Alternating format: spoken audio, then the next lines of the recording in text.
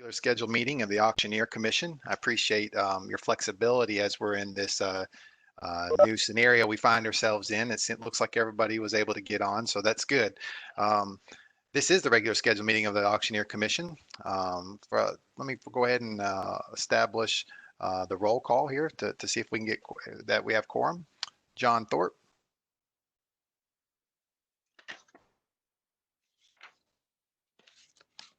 John Thorpe. Here. Great. Jeff Morris. Here. Randy Lowe. Here. And then Kimball Sterling. Okay. Looks like we do have a chairman. We do have quorum. So we'll go ahead and read the notice of meeting. The notice of the May 18th, 2020 meeting of the Auctioneer Commission was posted to the website on May 8th, 2020. For the statement of necessity, Anna Matlock, would you please enter that into the record? Yes. This is Anna Matlock. I'm going to read the statement of necessity. This is a telephonic scheduled meeting of the Tennessee Auctioneer Commission. Notice of this meeting was posted to the Commission's website on Friday, May 8th, 2020.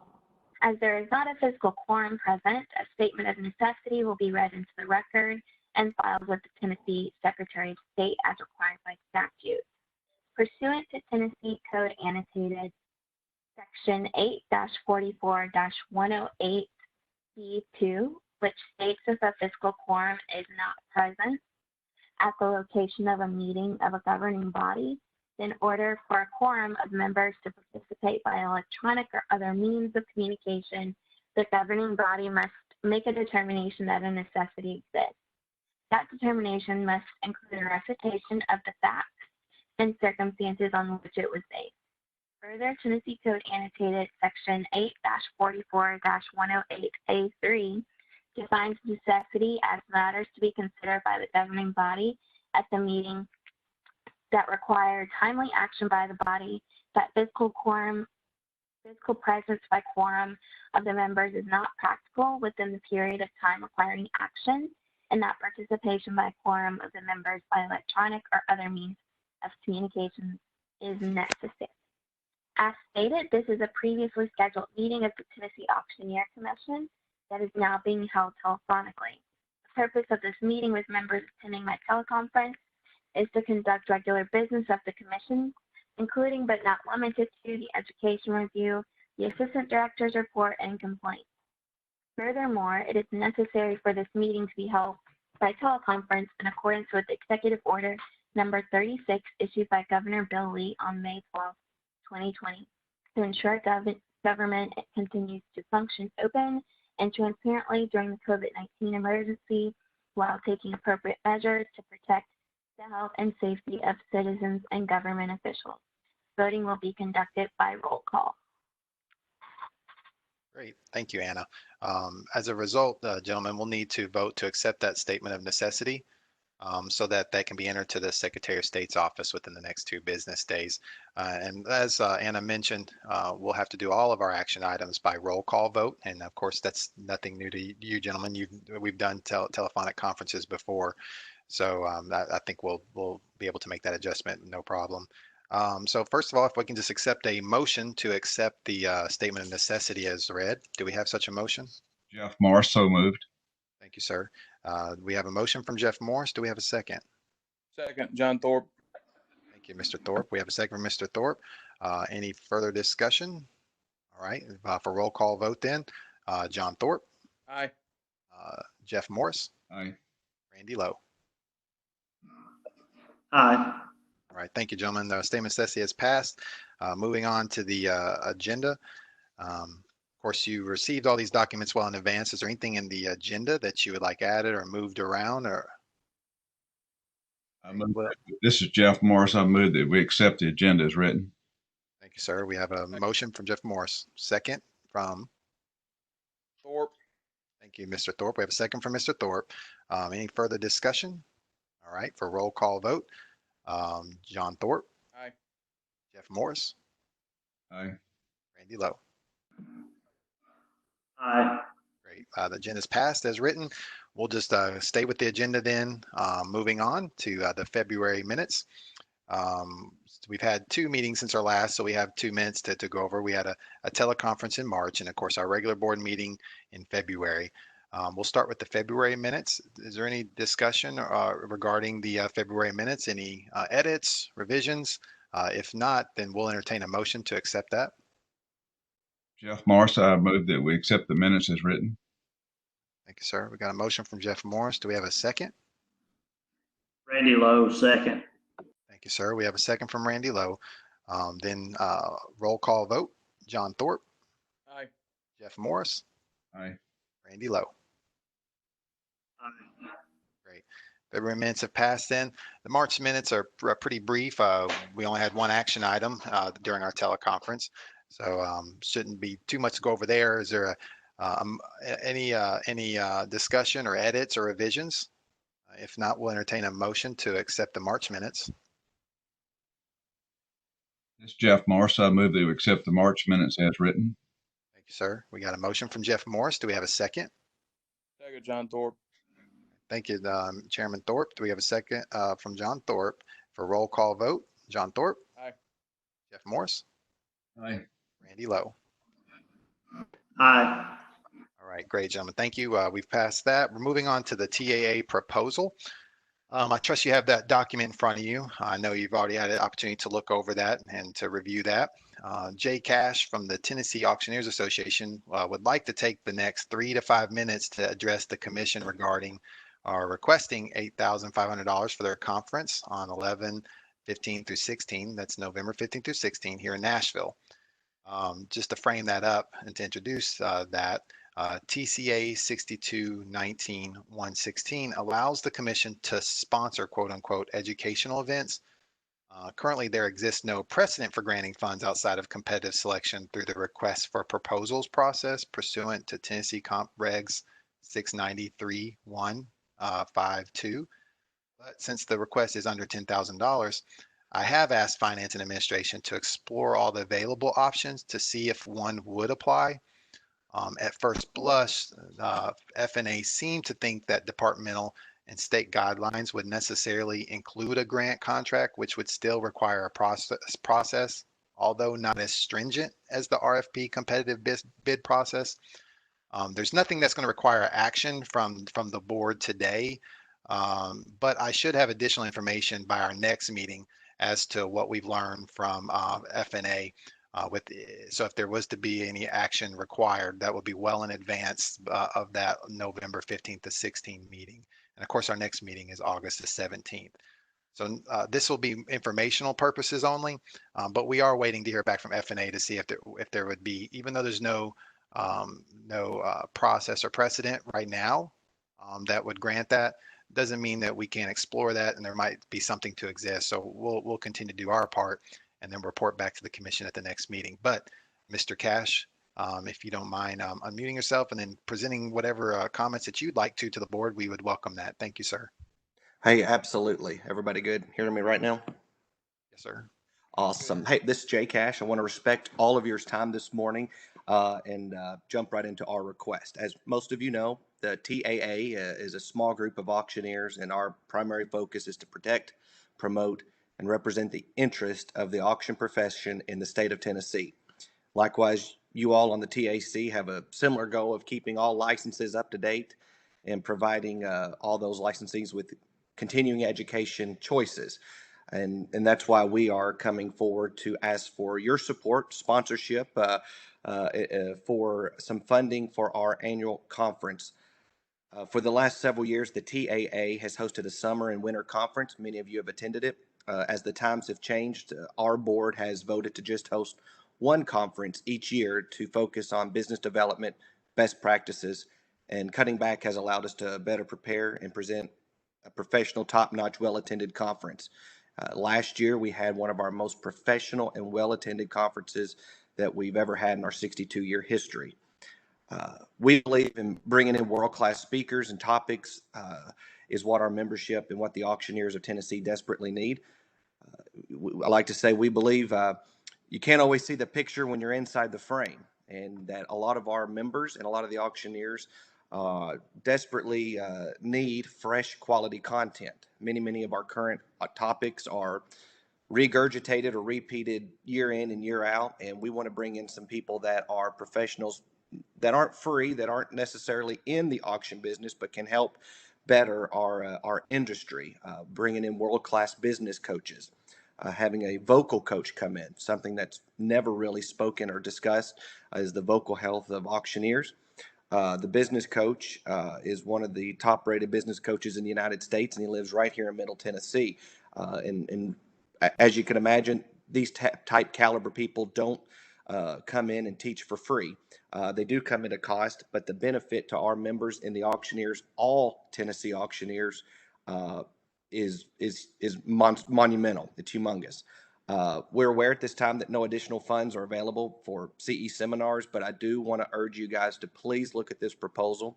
We would value and greatly appreciate your sponsorship or endorsement with our conference, and we are providing world-class content that cannot be found or gotten anywhere else for Tennessee auctioneers. It will be free for all Tennessee auctioneers, and it will be something that each and every one of you can be absolutely proud to have have the commission stand behind. It's world-class speakers, and I would love to go into more detail, but in the interest of time and to stay in under 3 minutes, you guys can review that proposal, and I hope sincerely that we can find a way for you guys to allocate some funds so we can put on this first-class event. That's sounds very informative. Thank you so much for introducing that and kind of expounding a little bit based on the proposal we already received. Is there any questions from the board to Mr. Cash? This is Jeff Morris. I don't have any questions, but I wholeheartedly would support such a move if we can work it out and with finance to make this work out. I think the board at TAA has done a great job in terms of, consolidating their conventions, have one really good one per year versus the two that they used to do. And I applaud that action. And so I'm hoping that we can figure out a way to help these guys out and be involved with them in promoting the education. I think that's one thing that we can continue to do to really enhance our industry. And if there's any way we can make that work, I sure would like to see it happen. Yes, sir. And I appreciate your voice of support. Sounds like some very interesting speakers and and a different concept that would be probably a benefit to the industry. So appreciate you vocalizing that. Is there anybody else on the board that'd like to make any comments or have any questions for Mr. Cash? I don't have a question. This is John Thorpe. I want to say thank you for presenting it, and thank you for I know this took quite a bit of time, and appreciate what you guys are doing to promote the industry and fresh content. I think it's a great idea. So I would definitely be open to supporting something like this if we can get it worked out. Okay. All right. Thank you, Chair. All right. Well, thank you, Mr. Cash. Appreciate your comments. Appreciate the well done proposal as well. And Ms. Baldini, I see that you're with us as well. Did you have any comments or anything that you'd like to add? No, I think that Jay did a good job, and I appreciate anything that the commission could do to support us. Thank you. Thank you, Ms. Baldini, and thank you for that proposal. We should have more to report, and we'll revisit this at the next meeting then, members. Thank you for your interest expressed and memorializing that. And then if we can, we'll move on then to the education review.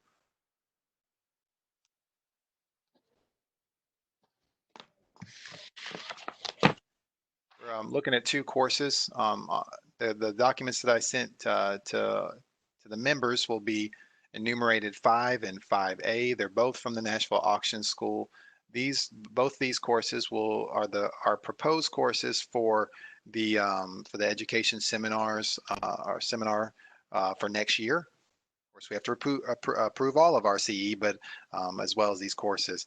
I trust that you had an opportunity to look at those. Let's just take the first one. It's Auctioneering in an Uncertain World. This is 4 hours is what they're requesting. Any members have any comments or questions about that? Miss Hanson is also on the line and can answer those if you need her to.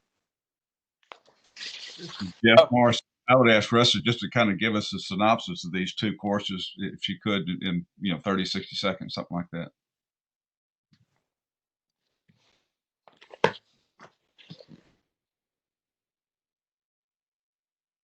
Ms. Hanson, you'll be on mute. You have to unmute yourself there to speak. We had everybody on mute.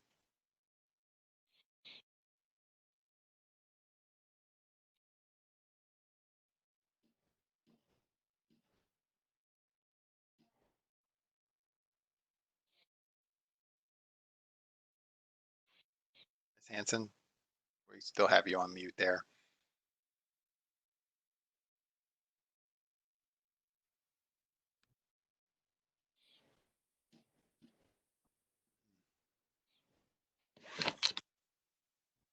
There we go. Ms. Hanson, can you hear us now? I can hear you. Can you hear Great. me? We can hear you. Great. Oh, All right. Thank you so much. Okay. I'm still, this is new. Okay.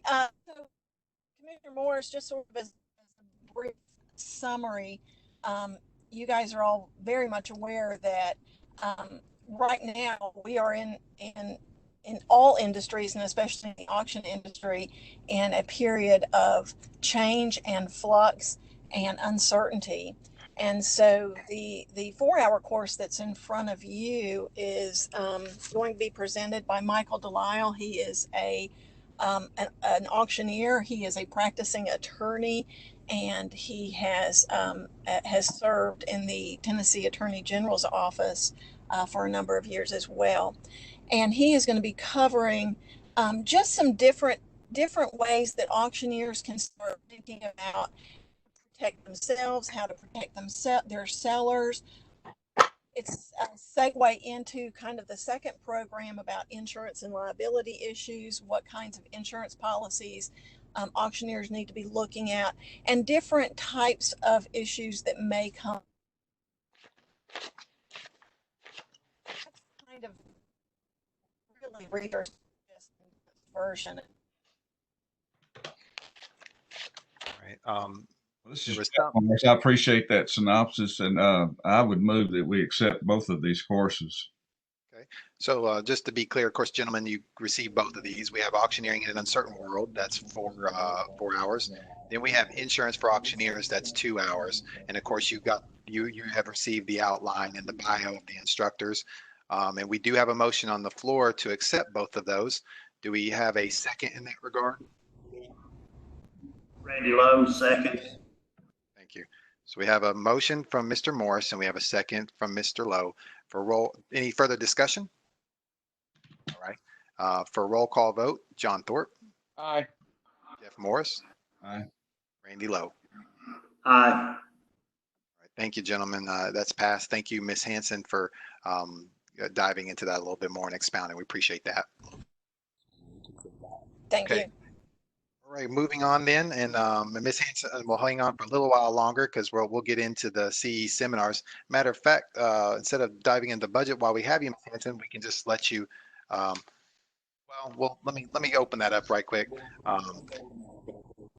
Board, we've got a situation where obviously we're all exploring different avenues and platforms due to this new COVID-19 environment that we find ourselves in. And of course, Executive Order 36 is allowing for some flexibility for a lot of courses to go online and to take advantage of those platforms, whether it be online, live streaming, or webinar. And that executive order is allowing for those allowing for those platforms with certain parameters, subject to administrative approval, of course, by Executive Order 36 through June 30th. Now, RESA's CE or Nashville Auction School, our CE seminar, sponsored by the Nashville Auction School by contract. The last seminar for this year is June 8th. That was the Paris Landing seminar, and they would like to offer that by webinar and live streaming. Since the CE seminar will be provided online, it will require a contract amendment from the Central Procurement Office, unlike some of our other courses, just because this is a contracted service provided by Nashville Auction School. So we're going to have to wait on CPO or the Central Procurement Office to make that amendment to allow for that via Executive Order 36. So we'll Ressa and her team has decided to push that date beyond June 8th to later in the month to give the CPO office an opportunity to make that amendment. Ms. Hanson, did you have that date yet? Yeah, we're looking at the 24th of June. Okay, so members, we'll just have to vote on that date. And then after that, we'd like to vote on allowing all of our CE programs subject to administrative approval to go through live streaming and via webinar through June 30th. So, well, let's go ahead and take the first piece first. We'll do the date second. But do we have a motion from one of our members to allow our course providers to provide their courses online or via webinar live streaming through June 30th via Executive Order 36, subject to administrative approval? Do we have a motion in that regard? John Thorpe, motion to approve. Thank you, sir. We got a motion from Mr. Thorpe. Do we have a second? Randy Lowe, second. Thank you, Mr. Lowe. We have a second for any further discussion or questions in regard to that? Okay. Chairman Thorpe, for roll call vote. Chairman Thorpe. Aye. Jeff Morris. Aye. Randy Lowe. Aye. All right. Thank you, gentlemen, for allowing that. Now for the date, June 24th, for that last CE seminar. Do we have a motion to accept that change of date? Move we approve, John Thorpe. Thank you, sir. Do we have a second? Randy Lowe, second. Thank you, sir. For roll call vote, John Thorpe. Aye. Jeff Morris. Morris. Aye. And then Randy Lowe. Aye. Great. Thank you, gentlemen. That's passed then. We'll take care of that. Ms. Hanson, I think if we can, we'll just move on to the newsletter update as well, since while we have you, take advantage of your time, best use of your time there. So great. Gentlemen, I trust that you were able to look at the last edition or the most recent edition then of the Newsline summer draft, our next newsletter. Do we have any questions for Ms. Hanson in regards to this? Any comments? Jeff Morris, one comment I would make is that it looks really nice, and I appreciate the professional presentation that we have on that. So that'd be great. Thank you, sir. Any other comments? I have a question. Glanced over it. I may have missed this. I didn't print it out for today's meeting. But are we still putting a disciplinary report in that letter? Take a look right quick. We don't have one on this one, but we can include that if that is the will of the commission. That's not a problem. I think it's good. You did want one, sir? I think it's a good thing to have it in there. It's just, I mean, it's whatever the others think, but I've always thought it'd be a good. Okay. Any other comments from the members in regards to that? I agree with John Thorpe. This is Randy Lowe. I agree with John Thorpe on adding that to the newsletter. We just want to go the last 6 months then? This is Jeff Morris too. I know other states do that as well, Arkansas and different ones, Alabama. So. Okay, well, we can do the last 6 months or a year, since I don't believe we had it on the last one. It's up to the members. How far would you like to go back? I think we keep it at 6 months, and that way we kind of stay current with what's going on. Okay, 6 months disciplinary action report. And Ms. Hanson, I'll get that to you as well. Glenn, just to clarify, my goal would be for that to never be in there because of violations. But if there are violations, I think that's that in. I see. Yes, sir. Understood. We'll model that. Well, I believe our first newsletter included that. So based on that format, so we don't have to bring this newsletter back to the commission. If this newsletter on its current format with the disciplinary action portion being added for the last 6 months, if that is the will of the commission, we'll just need a motion in that regard. Randy Lowe, I'll make a motion. Okay, Randy Lowe. We have a motion from Randy Lowe. Second from Mr. Thorpe, is that correct? Correct. Thank you, sir. All right, for roll call vote, John Thorpe. Aye. Jeff Morris, Aye. Randy Lowe. Aye. All right, thank you, sir. That's passed in. We'll get that disciplinary action report added based on the prior format, and then everything else that's included in this letter, as it's printed, will remain the same. Thank you for that addition, Ms. Hanson, and I'll get that to you here probably in the next couple days. All right, I think that's all we have for Ms. Hanson. Did you have anything else?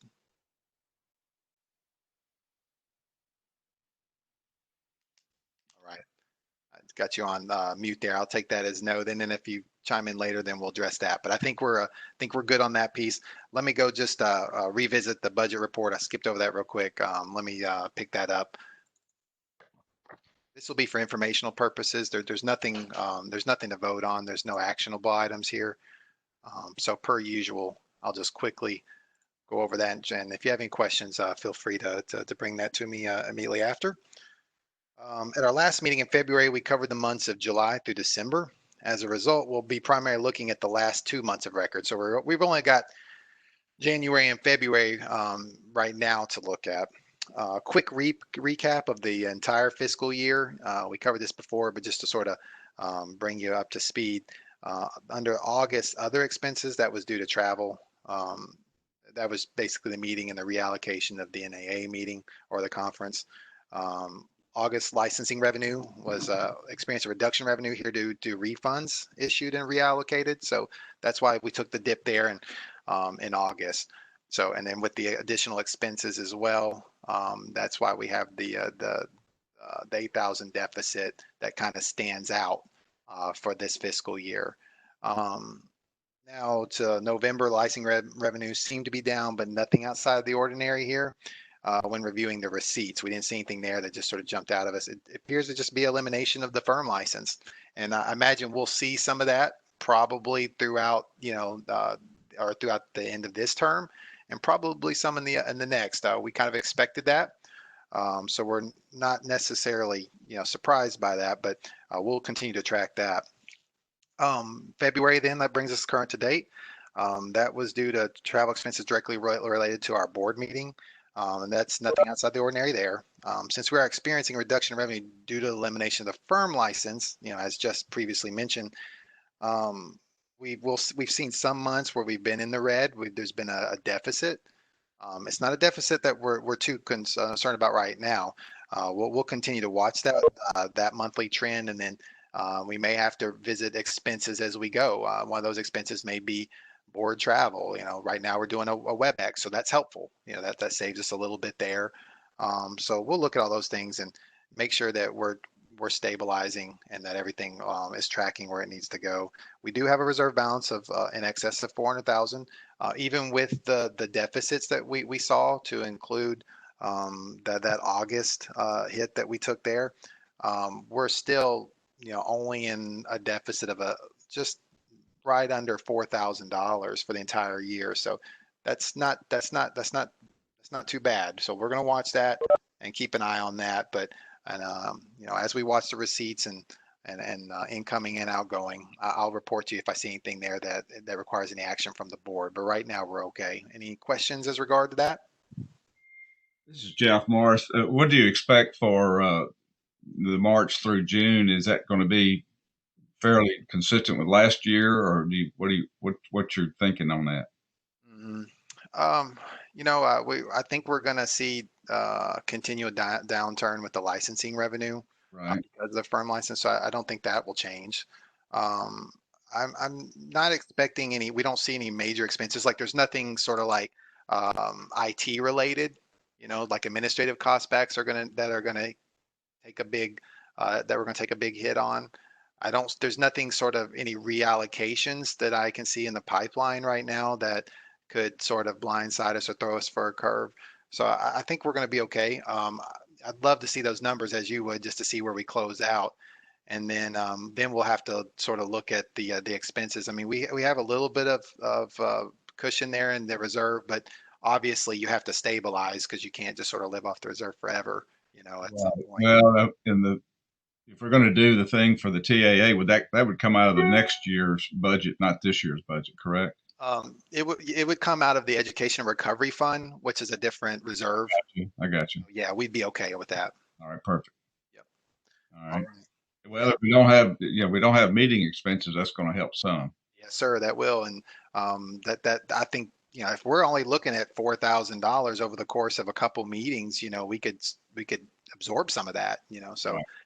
especially if we don't have any we don't have any reallocations, we don't have any big projects that are coming out of the normal operating budget. And of course we have an education recovery fund, but that's separate. So that doesn't endanger us any there.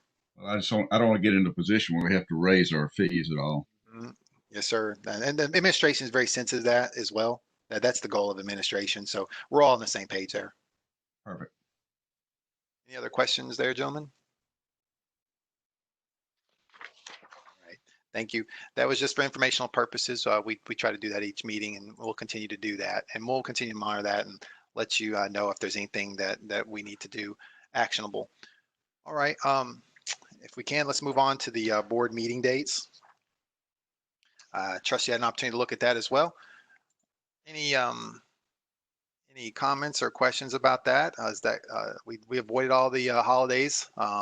We tried to use the same pattern. We did sort of move the months a little bit, but it's the same pattern. It's Mondays. I think that second Monday of the months that we meet. They are different months though, so I do want you to take notice of that for next year. This is Jeff Morris. I like the 4 times a year. I think that's often enough to get done what we need to get done. And I move that we accept those dates for 2021. All right, thank you, sir. We have a motion from Mr. Morris to accept those dates. Do we have a second? Second, John Thorpe. Thank you, sir. We have a second from Mr. Thorpe. For roll call vote, John Thorpe. Aye. Jeff Morris. Aye. And now Randy Lowe. Aye. All right, thank you, gentlemen. We'll get those posted on the website. Those are the dates. So if you want to mark those in your calendar, we'll be set.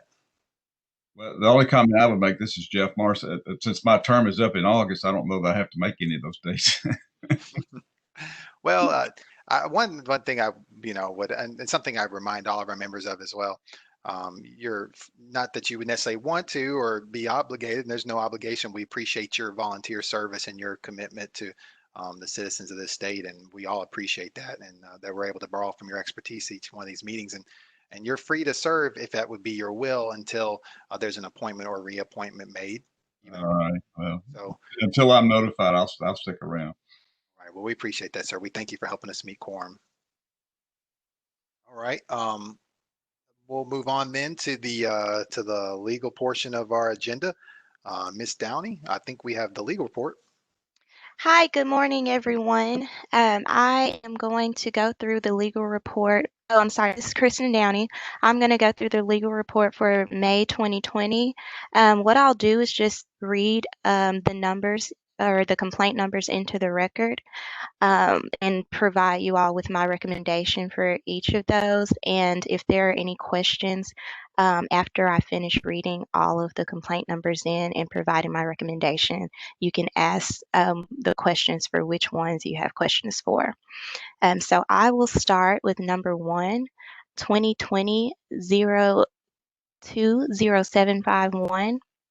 Number 2, 2020-020761. Number 3, 2020-023731. And number 4, 2020-019481. For numbers 1 through 3, I recommended dismissal. And for number 4, I recommended a letter of warning. And we have one represent, which is on the legal report is number 5. And the complaint number is 2019-096841. And based on the new information provided, my recommendation for number 5 is dismissal. And that concludes the legal report. If there are any questions, I will entertain them now. This is Jeff Morris. I think we'll have just take a moment and kind of go through each one of them one at a time and kind of get our head around which ones they are. What do you think? We can start with number 1 then. Okay. So number 1 and number 2 are basically the same complaint. Um, the reason this was basically an online auction for real estate properties. Um, and it appears that the auction never occurred because of COVID. And since there wasn't any option or auction, I mean, we weren't able to provide any sort of discipline based on the actions. So I recommended dismissal for both number 1 and 2 since they're the same complaint essentially. Well, this is Jeff. They said they started out, they were going to have a 2 to 5 minute extended time for bidding, and then somebody told them that they probably shouldn't do that if they want to stay outside the law. hmm Read that. Is that correct? That's right. So initially they did have it where it would have been a violation. The auction never happened, but that's how they were planning to conduct it before they were told by more experienced licensed auctioneers and real estate agents that that wasn't the proper way to do it. So before they could get it out there and conduct the auction, they changed how they would do it, but never got around to ever conducting an auction. Did they advertise the auction? They did not provide me with any documents to show that there was an advertisement of the auction that was live. So all I can do is assume that it never went live and that someone was just privy to it. So without anything to support that it went live, all I can think to do is just go ahead and dismiss it. However, there's also the option of a letter of instruction. Although I think this person kind of understands it now based on what they've been told by more experienced individuals. So they got there, but they didn't quite get there. All right. Right. All right. Well, we have several companies that come in and out of Tennessee, and they're trying to avoid getting licensed here. And hmm that's, we're trying to make it fair, but not where people can just skirt in and skirt out. So Right. Right. I think we don't have any choice but to dismiss it. But I would like to keep an eye on that firm if we could to see if they try to come back again with either hmm an option or another one. I think we do have an option of sending the instruction just to let them know that, hey, we know about it and just want to make sure we're supposed to do it in a sense, let them know.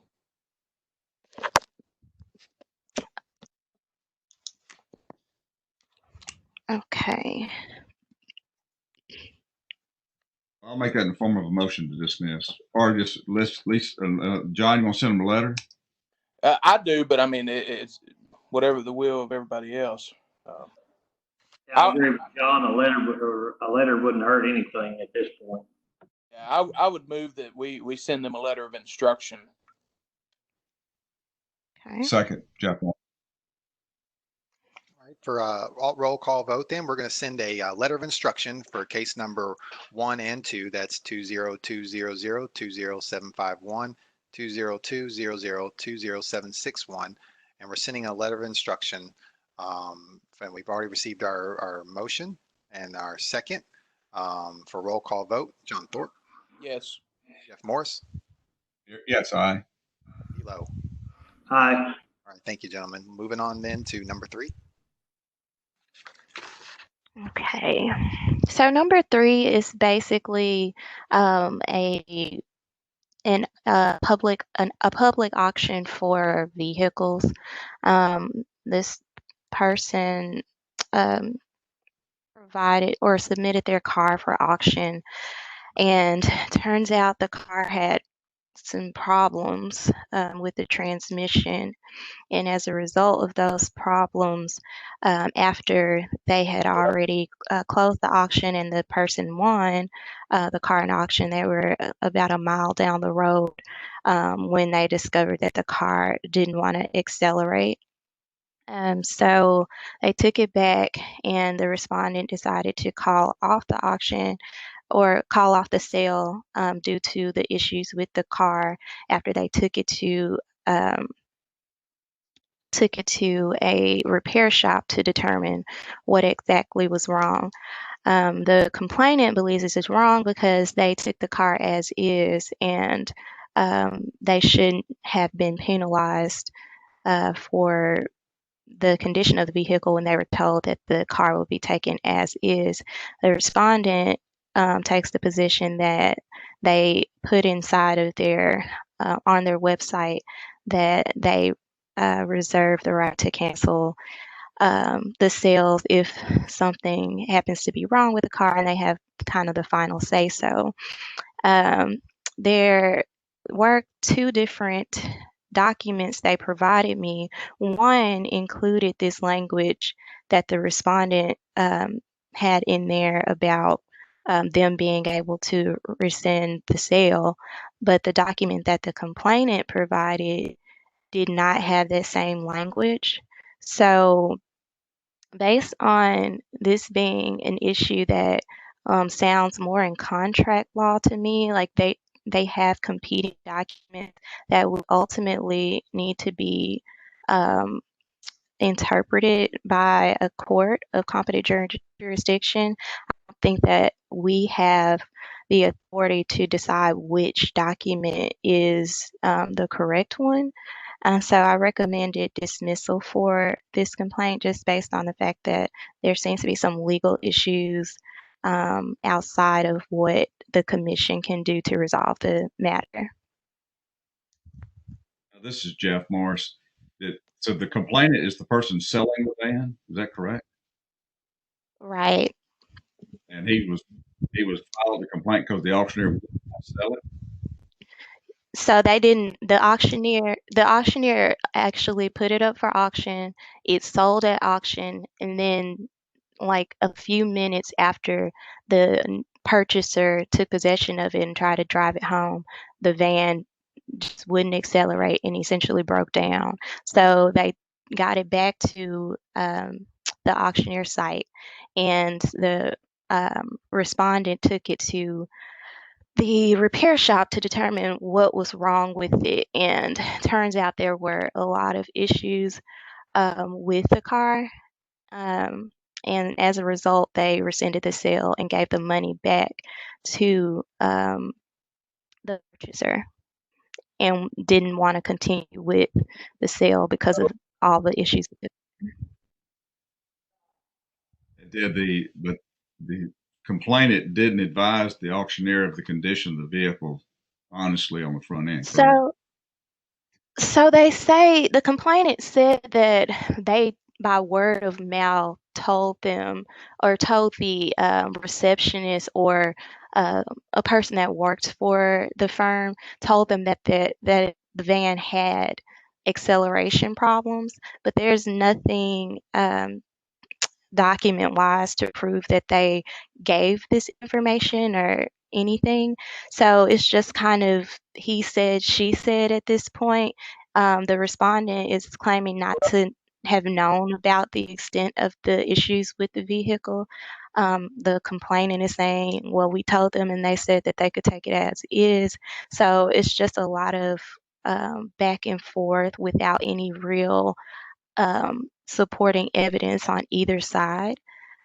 So, and then what we do have are two different, basically, contracts that say two different things. So um, it's just not really at a place where I think we could make a true decision about whether a civil penalty should be assessed. Well, I agree with you. I think they just got to go to court and settle that matter. So I Exactly. move that we just dismiss this case. We have a motion from Mr. Morris to dismiss this case per council recommendations. Do we have a second? Second, John Thorpe. All right, thank you, Ms. Thorpe. We have a second to dismiss complaint number 3. For roll call vote, John Thorpe, Aye. Jeff Morris. Aye. Hello. All Aye. right, thank you, gentlemen. On to number 4. Okay, number four, this complainant filed a complaint saying that the respondent uploaded pictures of bills that were that had the same serial numbers on the bills in an attempt to, I guess, misrepresent or defraud purchasers who were trying to get those bills. Well, the respondent stated that their assistant uploaded the same picture for multiple bills that they were selling, and that was like an inadvertent mistake that they made, and it wasn't, the bills weren't fraudulent and they had no other complaints or anything. So I think from what I read, it appeared to be just a mistake in uploading. However, I do think that it is important to double check those things. So I thought a letter of warning might be sufficient to make sure that this person moving forward is double checking behind their assistant to make sure they are providing the correct uploads for the pictures of in the advertisements for their products that they're auctioning off.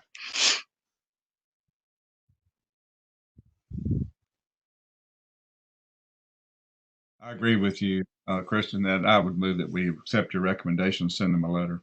That's my motion. All right, thank you, Mr. Morris. We have a motion for a letter of warning per council recommendations. Do we have a second? Randy Lowe, second. Thank you, Mr. Lowe. We have a second from Mr. Lowe. For roll call vote, John Thorpe, Aye. Jeff Morris, Aye. Randy Lowe. Aye. All right, thank you, gentlemen. That's passed on to the represent number 5. All right, so this was the one where the person was saying that they bid on an item and then the respondent wouldn't give them the item even though they won the bid.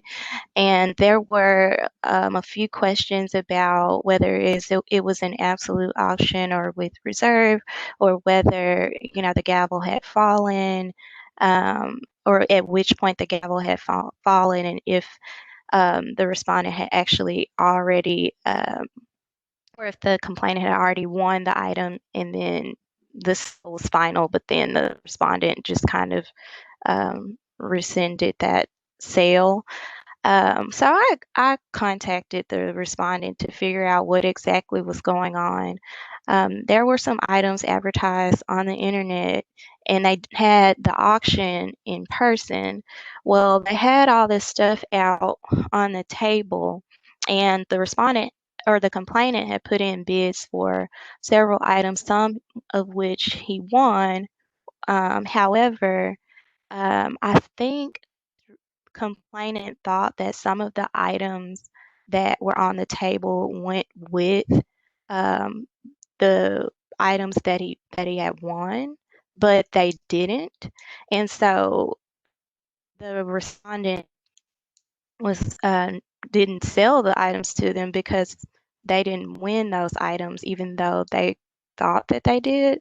Um, and apparently, it just seemed to be a bunch of confusion. The respondent stated that the complainant had been difficult throughout the entire process, and that in their opening statement, they always let people know that their items had a reserve, and they usually record it, but this particular one wasn't recorded, so I wasn't able to um, actually verify this particular one and their opening statement, but on the prior ones, it does appear that they do make that comment about the reserve.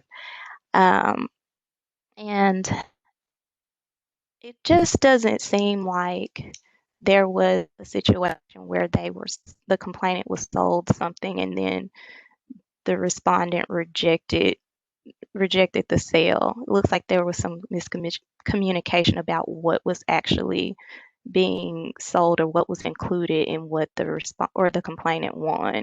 So I recommended dismissal, and that was my prior recommendation as well. Yeah, it looks like that, they just stopped selling the guy's stuff, and, he didn't want to put any more stuff on, and that's fine. I agree with you, Kristen, on that, and I would move that we dismiss that case. All right, we Okay. got a motion to dismiss per council recommendation by Jeff Morris. Do we have a second? Randy Lowe, second. All right, thank you, Mr. Lowe. For roll call vote, John Thorpe, Aye. Jeff Morris, Aye. Randy Lowe. Aye. Thank you, gentlemen. That takes care of number 5, and that's all we have for the legal report. Ms. Downey, did you have any other further comments? I do not. Thank you all. Thank you. Right, great. Gentlemen, we're able to move on then to the second item of the legal section. That's the rules update. Miss Matlock. Yes, thank you, Glenn. Good morning, commissioners, again. I just wanted to give you a brief update regarding the rules. So you all should have received an e-notify that was sent out on April 17th.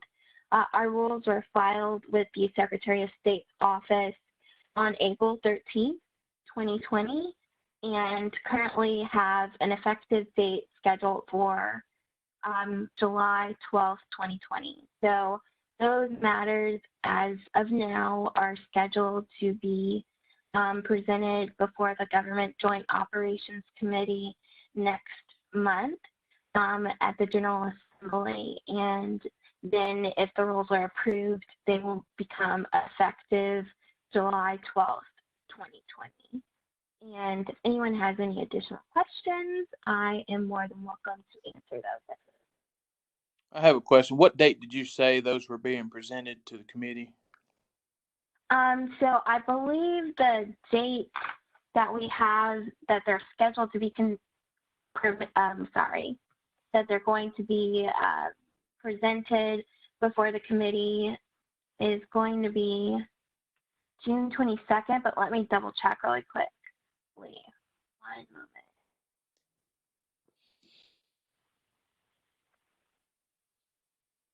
Yes, on Monday, June 22nd. Okay. Thank you. All right, gentlemen, any other questions?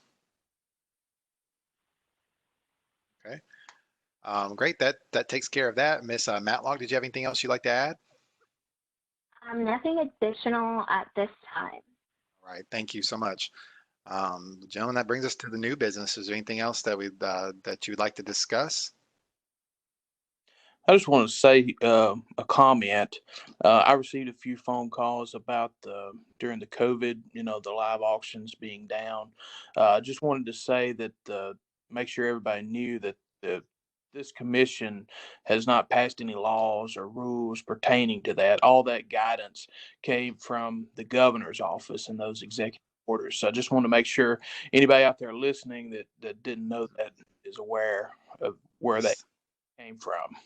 Thank you, Mr. Thorpe. That's a very important point.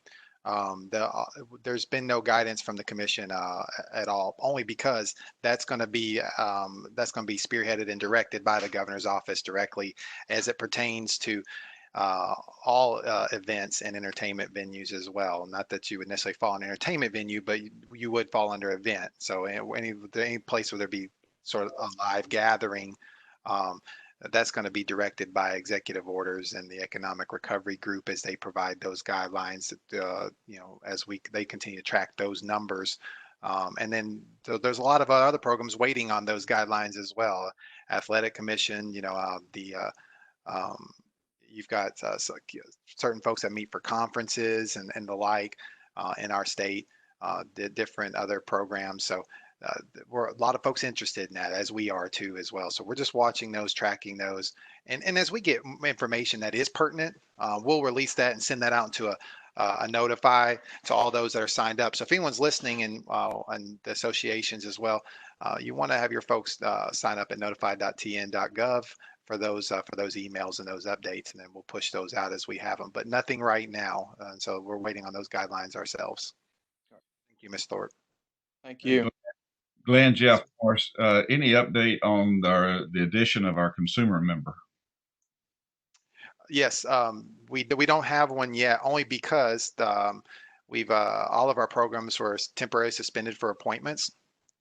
The governor shifted a lot of his resources, staffing, to the COVID response. I mean, we can walk, of course, we can walk and chew gum at the same time. That wasn't the problem, but they really didn't want to make those sort of appointments all, especially those are very important appointments. So they didn't want to rush those. Um, and then, especially if we're going to do all the interviews remotely. So I think they wanted to take their time to really dig into that. And I appreciate that due diligence. And so they, as a result, decided to just sort of put a pin in that and then wait till this month actually is that they're going to pick that back up and shift some priorities and resources to making some appointments there. So I've already been in contact with the liaison, and I'd say near the end of the month into June, we'll see some more activity for all of our programs. Okay, thank you. Yes, sir. Thank you. Any other questions, comments? All right, great. Well, gentlemen, that covers it for our agenda. In that case, we'll accept a motion to adjourn. Just one quick question. Our Sir. August meeting, we thinking we're going to do the same thing? Yes, sir. I think so. Well, for two reasons. We're still. I think just the cost effectiveness of it is helpful. Not that we'll do that forever, but also being so close to the phase sort of reopening, it just makes sense. Okay. So we're going to do that for the next meeting. Yes, sir. See about how to prepare for that. Yeah, no, that's perfect. So you guys did a great job logging in and finding the place, and I think business went smoothly. So we'll continue to do this at least for the next meeting. All right. Well, I move that we adjourn then. All right. Thank you, Mr. Morse. We got a motion to adjourn. Do we have a second? Second, John Thorpe.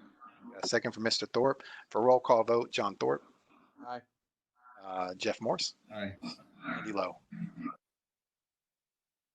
Aye. All right. Thank you, gentlemen. We are adjourned. Thank you so much for joining us, and we look forward to speaking with you soon.